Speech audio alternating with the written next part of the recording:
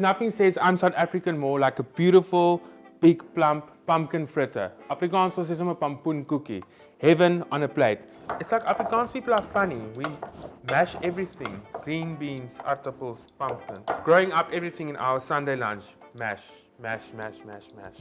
But we still love it, man. If I think of pumpkin fritters, I think of things like pampoenkoekies, and I love the flavor of aniseed. Pumpkin and aniseeds are friends made in the food heaven. Not just salt, West Coast salt. Pampoenkoekies was always on our Sunday table. I remember my mom used to come home after church and we'd have these piles of pumpkin fritters. I would always believe that they will never end. There's enough to eat for days. This is actually more pumpkin vetkoek.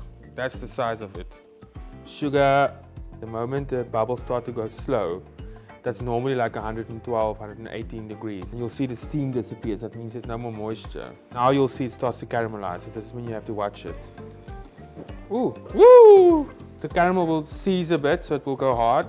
I love miso, especially in desserts. A bit of salty, umami flavor. I've made this caramel also, I've added a little bit of Marmite. That deep Marmite flavor with the caramel also works lovely. Is pumpkin fritters dessert or a side dish? I don't know, I'll eat them as a side dish or dessert.